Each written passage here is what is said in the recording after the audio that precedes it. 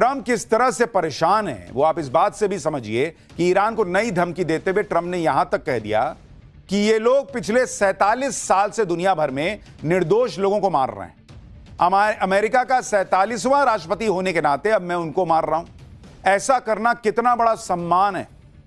आप सोचिए, लोगों को मारना इनको सम्मान लग रहा है कि मैं बहुत अच्छा कर रहा हूं मारकर। ये वही ट्रंप हैं जो कुछ दिन पहले कह रहे थे कि ईरान के नेवी शिप डुबोने में फन है, एक वीडियो में नाच रहे थे कल। आज कह रहे हैं कि ईरान के लोगों को मारना सम्मान की बात है। लेकिन ट्रंप अपनी ही बातों में फंसते जा रहे हैं। एक तरफ कह रहे हैं सब कुछ खत्म कर दिया, दूसरी तरफ कह रहे हैं अभी और बड़ा हमला करूंगा।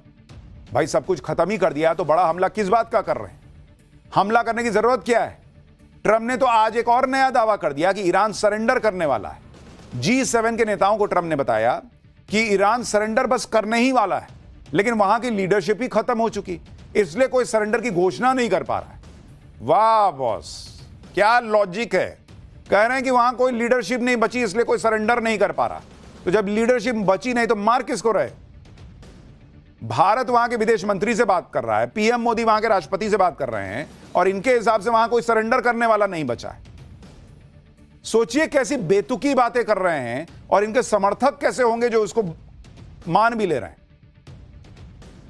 इससे ज्यादा क्या बेतुकी बात हो सकती है कि ईरान सरेंडर कर चुका है लेकिन कोई सरेंडर करने के लिए बोलने वाला नहीं है कि हां हमने सरेंडर कर दिया। उधर आज ट्रंप के रक्षा मंत्री ने कहा कि ईरान की लीडरशिप अंडरग्राउंड हो चुकी। ट्रंप कह रहे हैं हमने मार दिया, रक्षा मंत्री कह रहा है कि अंडरग्राउंड है। पहले आपस में बैठ के तय करो यार कि मार दिए हो कि अंडरग्राउंड है। रक्षा मंत्री कह रहे हैं कि डर के सामने वो मारे सामने नहीं आ रहे, चूहों की तरह छुप गए। सुनिए आप। Iran's leadership is in no better shape. Desperate and hiding, they've gone underground, cowering. That's what rats do. We know the new so-called not-so-supreme leader is wounded and likely disfigured. He put out a statement yesterday, a weak one, actually, but there was no voice and there was no video. It was a written statement. अगर Iran में सारी leadership खत्म हो गई, बाकी बचे लोग चूहे की तरह छुप गए, तो फिर आज ईरान की सड़कों पर जो दिखा वो क्या था? ईरान की जिस लीडरशिप को अमेरिका कह रहा है कि वो हताश हो चुके हैं, डरपोक हैं, सामने नहीं आ रहे, चूहे की तरह छिपे हैं, वो लीडरशिप आज तेहरान की सड़कों पर बेधड़क घूमती दिख रही थी। ये तस्वीरें आप देखिए। ईरान के राष्ट्रपति मसूद पेजेश्कियन तेहरान की सड़कों पर खुलेआम घूमते दिख रहे हैं। ना ही कोई डर, ना ही हमले का खौफ। ये देखिए आप तस्वीरें, खुलेआम वो सड़क पर घूम रहे हैं। इतना ही नहीं, ईरान के रक्षा प्रमुख अली लारिजानी भी आज तेहरान में पब्लिक के साथ दिखाई दिए। अली लारिजानी भी बेखौफ रेवोल्यूशन स्क्वायर में मार्च करते हुए दिखे। ये तस्वीरें देखिए बहुत। इसके अलावा IRGC के कई कमांडर और ईरान के सुप्रीम लीडर के सलाहकार भी इस मार्च में दिखाई दिए। यानी ईरान की पूरी टॉप लीडरशिप सड़क पे थी।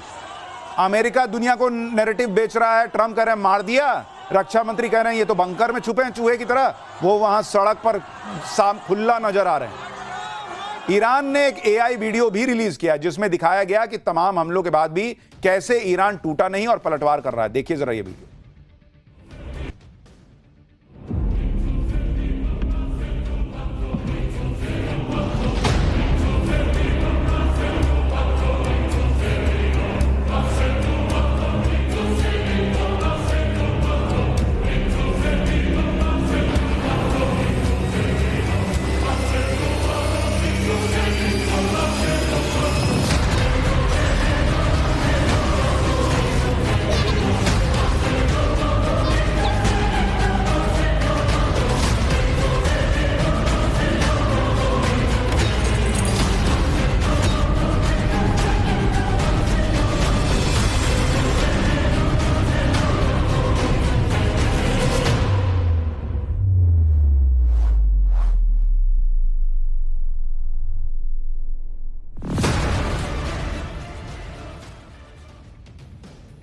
ईरान की पूरी लीडरशिप आज सड़कों पर थी और ये लोग तब खुलेआम दिख रहे थे जब एक तरफ अमेरिका इजराइल के हमले चल रहे थे। वहां पर बम गिर रहे थे, धमाकों की आवाजें आ रही थी।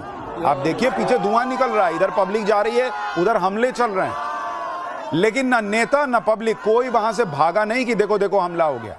ये तस्वीरें तेहरान के रेवोल्यूशन स्क्वायर की हैं जहां जुमे के दिन हजारों की भीड़ जमा हुई। इसी दौरान वहां जोरदार हमला हुआ, तेज धमाके के साथ धुएं का गुबार आसमान में फैल गया, लेकिन भीड़ को इससे कोई फर्क नहीं पड़ा। वो ट्रंप के खिलाफ नारेबाजी करने लगी, अमेरिका के खिलाफ नारेबाजी करने लगी।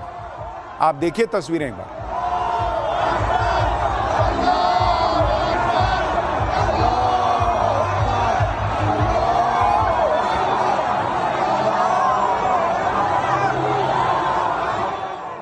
अमेरिका इजरायल के हमले के बाद भी ना तो भीड़ वहां से हटी, ना किसी के चेहरे पर कोई खौफ था। अमेरिका के खिलाफ ईरान की पब्लिक में जो गुस्सा है वो साफ दिख रहा है। ईरान में तो लोग अलग अलग तरह से प्रोटेस्ट कर रहे हैं। एक ताबूत को अमेरिका और इजरायल के झंडे से लपेटकर उसमें कील ठोक रहे हैं, यानी वो दिखा रहे हैं कि ईरान पर हमला करके अमेरिका इजरायल ने अपने लिए मुसीबत मोल ली है, अपने ताबूत पे आखिरी कील ठोक ली।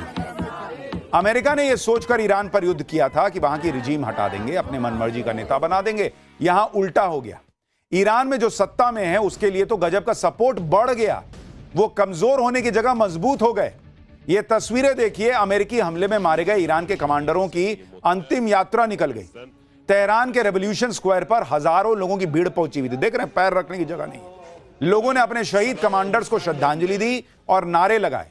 कमांडर्स को श्रद्धांजलि देने आए लोगों ने पोस्टर भी लहराए जिसमें लिखा हुआ था हार्ड रिवेंज कंटिन्यूज, यानी ईरान पूरी ताकत से बदला लेता रहेगा। यानी ईरान और ईरान के लोगों का मैसेज क्लियर है कि ईरान मर जाने को तैयार है, लेकिन ट्रंप के सामने झुकने को तैयार नहीं है। फिर भी ट्रंप यह कह रहे हैं कि ईरान तो सरेंडर करने वाला है।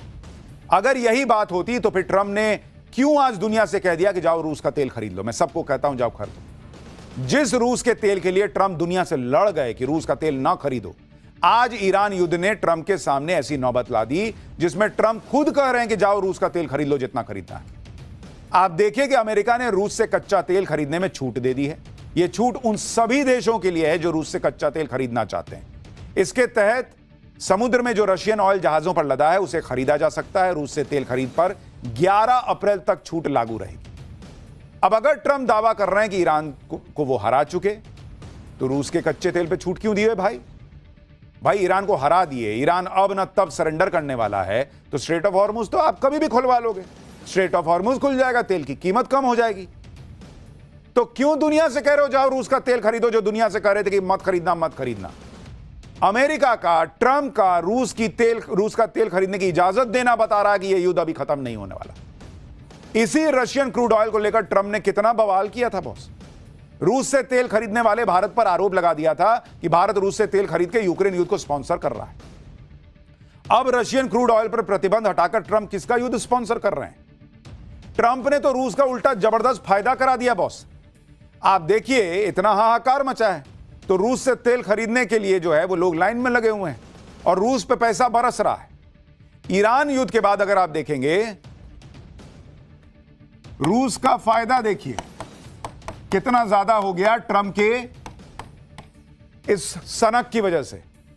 पिछले 14 दिन में अगर आप देखेंगे, रूस की जो कमाई हुई है वो हुई है 63,600 करोड़ की कमाई हुई है रूस को, सिर्फ तेल बेच के बॉस। और इसके अलावा तेल के दाम बढ़ने से रूस का फायदा 1400 करोड़ पर डे का हो रहा है, पर डे। अब आप सोचिए, तो डोनाल्ड ट्रंप को पता ही नहीं है भाई करना क्या है, ये वाला हिसाब लग रहा है। ट्रंप को ईरान युद्ध से कुछ भी हासिल नहीं हो रहा, उल्टे वो अपने दुश्मन रूस और चीन का फायदा करा रहे हैं। लेकिन ट्रंप चाहकर भी ईरान युद्ध से निकल नहीं पा रहे। भले ही उनके दुश्मनों को फायदा हो रहा है, भले ही उनका खुद का नुकसान हो रहा है। ईरान युद्ध में अमेरिका को एक और बड़ा झटका लगा। इराक में अमेरिकी वायुसेना का KC-135 प्लेन क्रैश हो गया। इस घटना में प्लेन में सवार 4 अमेरिकी सैनिकों की मौत हो गई। अब तक इस युद्ध में अमेरिका के 10 सैनिक मारे जा चुके हैं।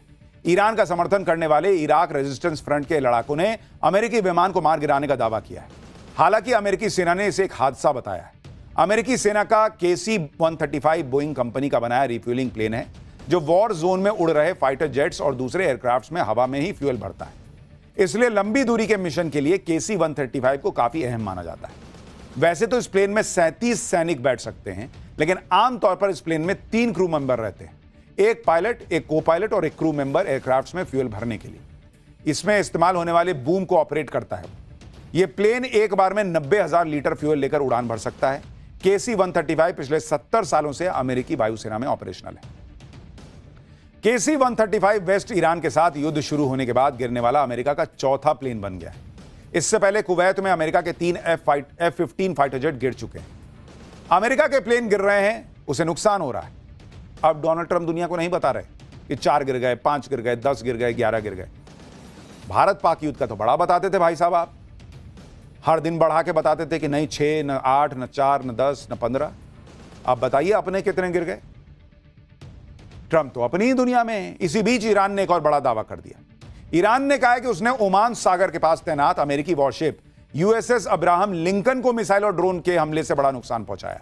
ईरानी सेना ने यह भी दावा किया है कि हमले में हुए नुकसान की वजह से USS अब्राहम लिंकन अपनी तैनाती वाली जगह से हटने को मजबूर हो गया। ईरान का दावा है कि USS अब्राहम लिंकन पर हमले के लिए उसने एडवांस बैलिस्टिक मिसाइल और एडवांस ड्रोन का इस्तेमाल किया और ईरान की समुद्री सीमा से करीब 340 किलोमीटर दूर तैनात अमेरिकी वॉरशिप पर सटीक निशाना लगाया। ईरानी सेना का यह भी दावा है कि हमले में हुए नुकसान के बाद USS अब्राहम लिंकन ईरान के खिलाफ नए ऑपरेशन को अंजाम देने लायक नहीं रह गया है, इसलिए इस स्ट्राइक ग्रुप को तेजी से उसके इलाके से पीछे हटना पड़ा। हालांकि अमेरिका ने USS अब्राहम लिंकन पर हमले की कोशिश नाकाम रहने की बात कही है।